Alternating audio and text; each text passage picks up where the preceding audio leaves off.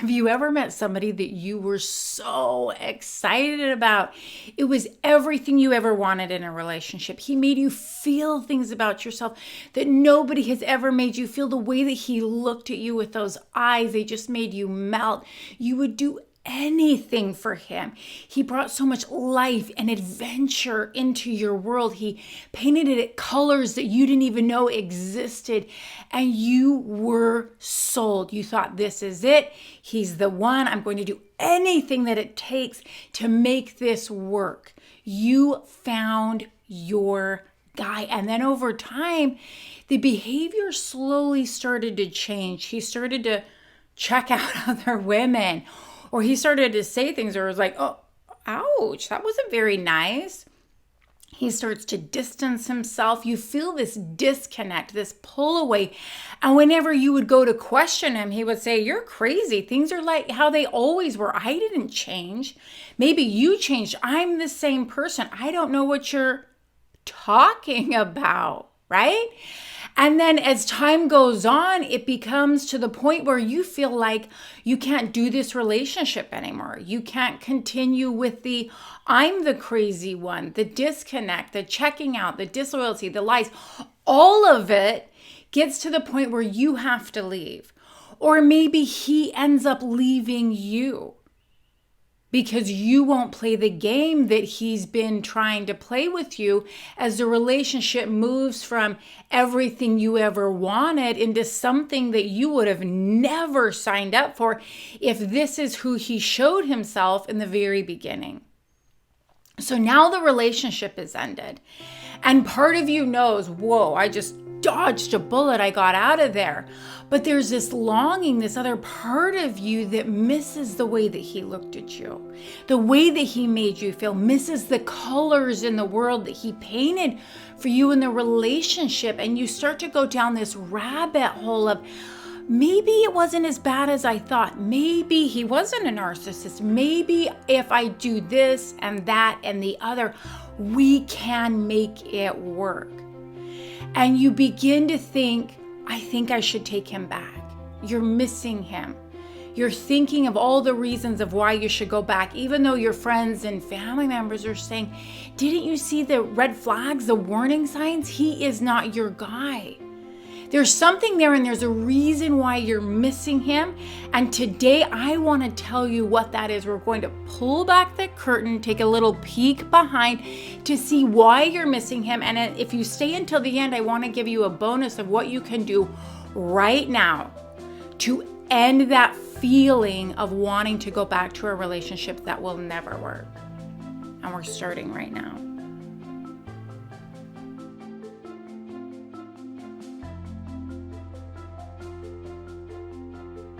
For the best love, dating, and relationship advice you'll find anywhere, hit the bell, subscribe so that you get personally notified when new videos drop every week.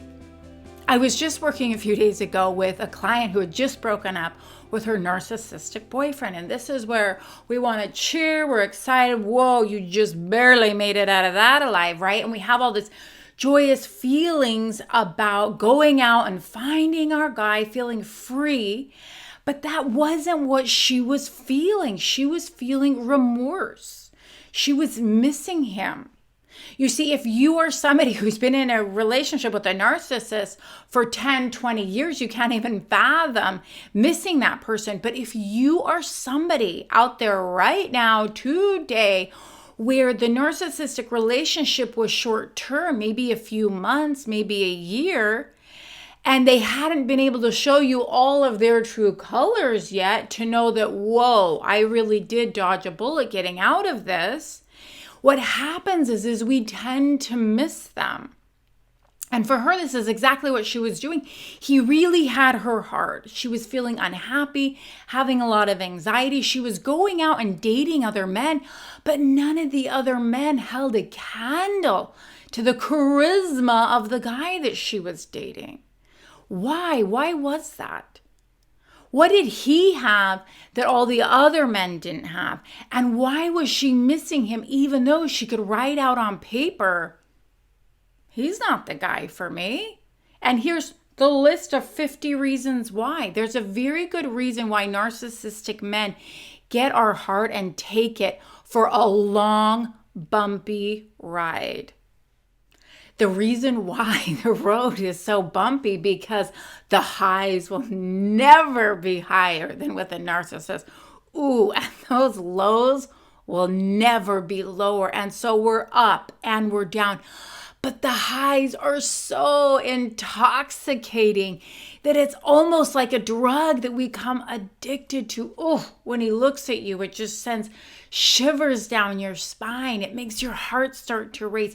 You are so excited. But the reason why they take you on this high that nobody else can is because here's the secret. Narcissists are the most insecure people on the planet. And I know that's hard to hear or even believe because they're usually gorgeous, right? They are gorgeous. They're charismatic. The way that they walk, the way that they light up a room, the way that they make everybody laugh or pull you into their world. It's with an aroma of adventure and excitement. How could they be insecure? They know who they are and they show up boldly. Here's the deal. They actually have no idea who they are. They are a hollow shell of a person.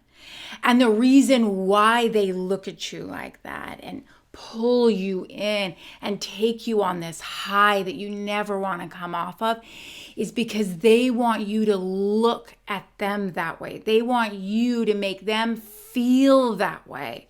So just like anybody else that is in an unhealthy relationship, which is in my video of how to create a healthy relationship, it's all about that A relationship. When we're in a toxic relationship, we give what we so desperately need ourselves, but what we can only give ourselves.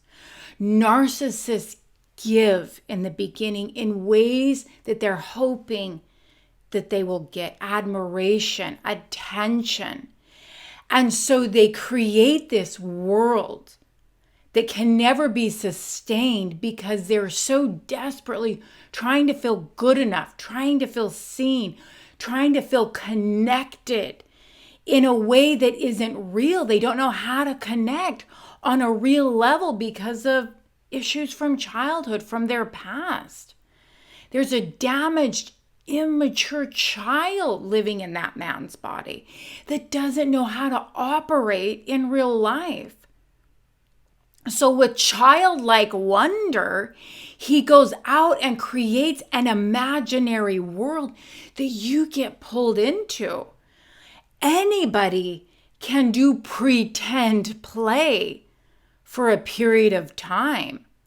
The problem is that childlike play, that imaginary world, it can't live forever. But now you've had a taste of it. And once we have a taste of it, we don't really want to go back. It's like any drug that we get a hit and it feels good and we become addicted to, and we're looking for the next hit. That next hit of oxytocin, of warm, yummy feelings of him looking at us, loving us in that way that nobody else has, but isn't sustainable. I call it the Mirage Effect. You can think of it, you're out in the desert, longing to be seen, longing for connection, longing for that relationship that you've been dreaming in your mind for years, maybe even decades. And then all of a sudden in the distance, there's this oasis. It's got all of the things we've ever wanted. It's got waterfalls. It has palm trees. It has grapes hanging from the vine. Everything that we've ever wanted is right there in front of us, and we think that we've made it. The problem is that a mirage isn't even real. As we walk closer and we try to get in on the relationship, as we try and surround ourselves with him and feeling connected and feeling of who he is, there's emptiness there.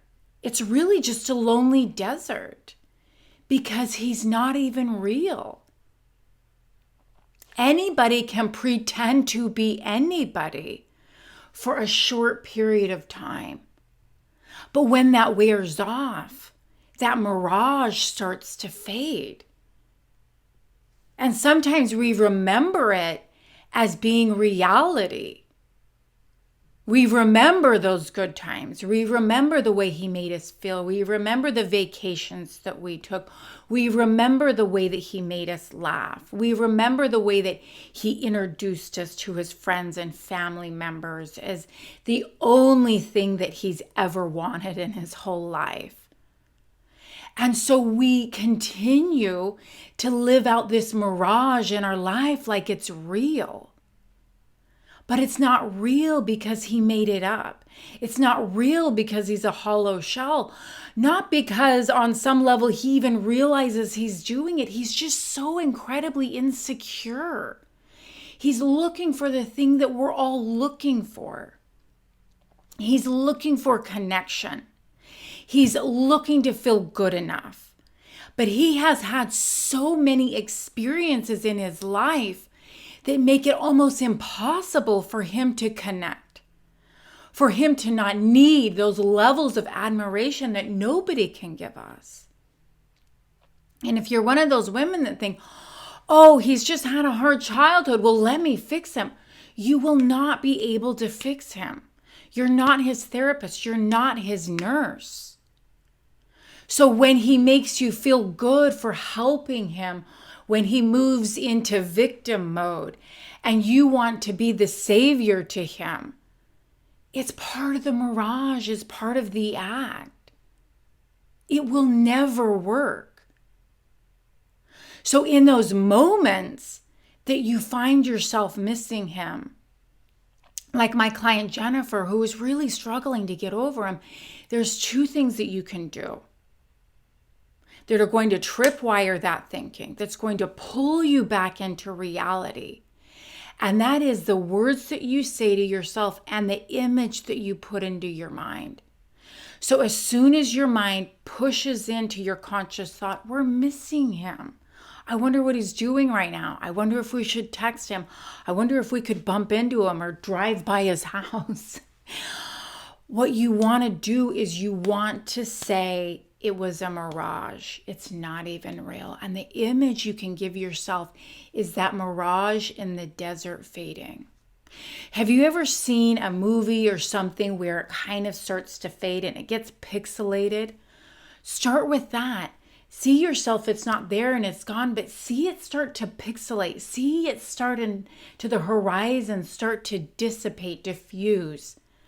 And then it's gone. Because it's not like he was this and then he was this and it was a very stark contrast. What happened was he promised this oasis of love, connection, emotion, excitement. And you think that you've landed on it. He didn't take it away in one day. It slowly started to dissipate. And you start to unravel it slowly where it's like, I'm not sure I'm confused what's happening here. It's not all of a sudden that wasn't what it was. It still lingers. It's still there. The aroma is still in the air. His cologne is still in the air. Those feelings, those memories, they're still present in your life. So I want you to imagine that it slowly starts to dissipate and then it's gone. And what's left in its place is an empty desert. And that is what you will end up with. Loneliness, disconnect, disappointment. Because it was all a mirage effect that isn't even real. So if you liked this video, I highly recommend that you check out my video, How to Avoid Dating a Narcissist, so that you know the signs to look for in the next relationship. And I'm curious, what is the mirage effect that your ex-boyfriends, ex-husbands had on you, and why wasn't even real? And always and forever, remember that you were meant to love and be loved, and you don't have to search for your guy all on your own. Let's do it together. I highly recommend you book a discovery call with me, and let's ensure that we never date a narcissist again or get trapped in the Mirage Effect. I hope you have a wonderful day. Bye for now.